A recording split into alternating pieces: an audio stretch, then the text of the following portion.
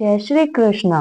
भक्तों, आज हम आपको सुनाने जा रहे हैं एक ऐसी दिव्य और रहस्यमय कथा जो हर वर्ष कार्तिक मास के शुक्ल पक्ष की एकादशी तिथि को जीवित होती है। यह वही दिन है जब देवता अपनी योग निद्रा से जागते हैं, जब सृष्टि पुनः मंगलमय होती है, जब भक्ति और सौभाग्य का संगम होता है। यह है देव उठनी एकादशी का पावन दिन। इस दिन तुलसी विवाह का आयोजन किया जाता है, जिसे सुनने और देखने मात्र से जन्मों जन्मों के पाप नष्ट हो जाते हैं। इस दिन का महत्व इतना अधिक है कि जो कोई इस विवाह का साक्षी बनता है, उसे वही फल प्राप्त होता है जो कन्यादान करने से मिलता है। लेकिन भक्तों, क्या आपने कभी सोचा है क्यों देव उठनी एकादशी के दिन तुलसी विवाह मनाया जाता है? इस दिन का तुलसी से क्या गहरा संबंध है? तो आइए आज इस रहस्य की पवित्र कथा सुनते हैं, भक्ति भाव से, भावनाओं के साथ और उस देवता के साथ जो हमारे हृदय को स्पंदित करती है। कहा जाता है कि भगवान विष्णु प्रत्येक वर्ष 4 महीने के लिए योग निद्रा में जाते हैं। यह काल होता है आषाढ़ शुक्ल एकादशी से लेकर कार्तिक शुक्ल एकादशी तक, जिसे चतुर्मास कहा जाता है। इन 4 महीनों में ना तो कोई शुभ कार्य किया जाता है, ना विवाह, ना यज्ञ, ना गृह प्रवेश, क्योंकि कहा जाता है कि जब स्वयं भगवान विश्राम करते हैं, तब सृष्टि के शुभ कार्य भी थम जाते हैं। देवता, ऋषि, मुनि सभी इस काल में तपस्या और भक्ति में लीन रहते हैं। फिर जब कार्तिक मास की शुक्ल एकादशी आती है, तो भगवान विष्णु योग निद्रा से जागते हैं। उस क्षण जब वे करवट लेते हैं, ब्रह्मांड में एक दिव्य तरंग फैल जाती है। धरती पर नई ऊर्जा का प्रवाह होता है, सभी दिशाओं में मंगल ध्वनि गूंजती है और इसी क्षण से आरंभ होता है शुभ कार्यों की पुनः अनुमति। इसलिए इस दिन को कहा गया देव उठनी या प्रोबधिनी एकादशी। उस सुबह जब सूर्य की किरणें धीरे धीरे पृथ्वी को आलोकित करती हैं, भगवान विष्णु क्षीर सागर में अपनी निद्रा से जागते हैं। माता लक्ष्मी उनके चरणों में बैठी होती हैं, मंद मुस्कान लिए कहती हैं, प्रभु अब जागिए, आपके भक्त आपके जागरण की प्रतीक्षा कर रहे हैं। तब भगवान विष्णु उठकर कहते हैं, लक्ष्मी, अब संसार के शुभ कार्य पुनः आरंभ होंगे। उसी क्षण धरती पर भक्त दीपक जलाते हैं और गाते हैं, उठो देवा जागो देवा, चतुर्मास भया समाप्ता, तुलसी विवाह कराऊं तो मंगल कार्य कराऊं साक्षा। और यही वह क्षण है जब तुलसी विवाह का आरंभ होता है। अब आइए जानते हैं यह तुलसी विवाह क्यों और कैसे हुआ। बहुत प्राचीन काल में समुद्र मंथन के बाद जब देवता और दानवों के बीच बार बार युद्ध होने लगे, तब असुरों में एक अत्यंत पराक्रमी और धर्मशील राजा था जालंधर। वह समुद्र से उत्पन्न हुआ था और भगवान शिव के तेज से बना था। जालंधर की पत्नी थी वृंदा, जो स्वयं तुलसी के रूप में पूजित हुई। वृंदा अत्यंत पतिव्रता, सती और भगवान विष्णु की महान भक्त थी। उनका तप और सतीत्व इतना प्रबल था कि उनके पतिव्रत धर्म से ही जालंधर को अपराजय शक्ति मिली हुई थी। कोई भी देवता उसे परास्त नहीं कर सकता था, क्योंकि वृंदा की पवित्रता उसकी ढाल बन चुकी थी।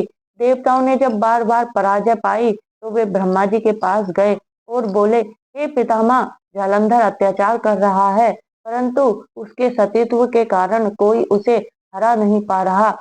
आप अब आप ही कोई उपाय बताइए। तब ब्रह्मा जी बोले, यह शक्ति उसकी पत्नी पतिव्रता वृंदा की निष्ठा में निहित है।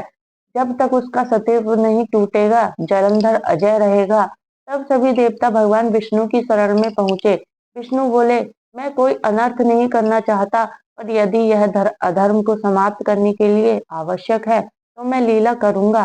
वृंदा हर दिन स्नान कर अपने पति के कल्याण के लिए भगवान विष्णु का ध्यान करती थी।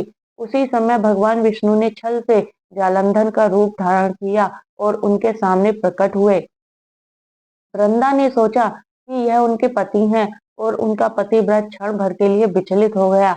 उसी पल का उनका सतीत्व टूट गया और जालंधर का सिर भगवान शिव के त्रिशूल से छिन्न हो गया।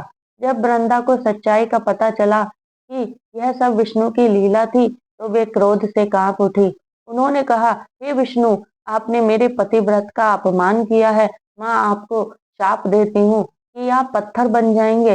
विष्णु ने शाप को शांति से स्वीकार किया और बोले, हे बृंदा, तुम्हारा यह क्रोध भी भक्ति है। मैं तुम्हारे तप की महिमा जानता हूँ। मैं शालिग्राम रूप में पृथ्वी पर निवास करूंगा और तुम तुलसी के रूप में जन्म लेकर सदा मेरी पूजा में शामिल रहोगी। मेरी प्रत्येक पूजा तुम्हारे बिना अधूरी होगी और एक दिन मैं स्वयं तुमसे विवाह करूंगा। वृंदा ने अग्नि में प्रवेश कर दिया और उनके शरीर की राख से तुलसी का पौधा उत्पन्न हुआ। वह तुलसी का पौधा आज भी हर घर में पूजनीय है। वो तुलसी केवल एक पौधा नहीं, बल्कि भक्ति, पवित्रता और पतिव्रता का प्रतीक है। इसलिए जब भगवान विष्णु देव उठनी एकादशी के दिन योग निद्रा से जागते हैं, तो उसी दिन या उसके अगले दिन उनका विवाह तुलसी माता से कराया जाता है। यह विवाह सृष्टि में धर्म और भक्ति के मिलन का प्रतीक है। इस दिन भक्त लोग तुलसी माता को 16 श्रृंगार से सजाते हैं, पीले वस्त्र पहनाते हैं, चूड़ी, बिंदी, फूल और मेहंदी से श्रृंगार करते हैं। शालिग्राम रूपी भगवान विष्णु को दूल्हे के रूप में सजाया जाता है। उन्हें सुंदर वस्त्र, मुकुट, हार और तुलसी माला पहनाई जाती है। फिर मंडप में दोनों का विवाह होता है। पुरोहित मंत्रों का उच्चारण करते हैं, शंखनाद होता है, दीपक जलते हैं और पूरा वातावरण भक्ति की ध्वनि से गूंज उठता है। लोग मंगल गीत गाते हैं। तुलसी विवाह महोत्सव आया, हरि से तुलसी का संग रचाया। मंगलम भगवान विष्णु, मंगलम तुलसी माता। इस दिन का महत्व इतना अधिक है कि जो कोई इस विवाह का साक्षी बनता है, उसे वही फल प्राप्त होता है जो कन्यादान करने से मिलता है। यह विवाह केवल एक धार्मिक अनुष्ठान नहीं है, यह सृष्टि में प्रेम, निष्ठा और समर्पण का प्रतीक है। तुलसी का विवाह विष्णु से होना बताता है कि भक्ति बिना ईश्वर अधूरे हैं और ईश्वर बिना भक्ति के निस्तेज हैं। भक्तों, इस वर्ष देव उठनी एकादशी शनिवार 1 नवंबर 2025 को मनाई जाएगी। कुछ लोग रविवार को तुलसी विवाह नहीं करते क्योंकि वह सूर्य देव का दिन होता है। ऐसे में श्रद्धालु चाहे तो एकादशी यानी शनिवार को ही तुलसी विवाह कर सकते हैं या फिर द्वादशी या सोमवार 3 नवंबर को कर सकते हैं। भाव सच्चा हो तो भगवान स्वयं समय को पवित्र कर देते हैं। कहते हैं इस दिन जो भी व्यक्ति तुलसी विवाह करता है या उसमें सहभागी बनता है, उसके घर में सुख, समृद्धि और वैवाहिक आनंद सदा बना रहता है। दरिद्रता दूर होती है, पाप मिटते हैं और भगवान विष्णु लक्ष्मी की कृपा प्राप्त होती है। तो भक्तों, जब इस देवउठनी एकादशी पर आप तुलसी के मंडप के सामने दीप जलाएं, तो मन में यह भाव रखें कि जैसे भगवान विष्णु ने तुलसी माता के संग दिव्य मिलन किया, वैसे ही आपके जीवन में भी भक्ति, प्रेम और सौभाग्य का संगम सदा बना रहे। तुलसी विवाह हमें यह सिखाता है कि सच्ची निष्ठा कभी व्यर्थ नहीं जाती। वृंदा का पतिव्रत आज भी तुलसी के पत्तों में जीवित है और भगवान विष्णु आज भी उन्हीं तुलसी के पत्तों के बिना भोजन नहीं करते। जय श्री हरि, जय तुलसी माता, जय देव उठनी एकादशी। जो श्रद्धा से सुने या पढ़े यह कथा, उसके जीवन में आए आनंद, सौभाग्य और अनंत शांति।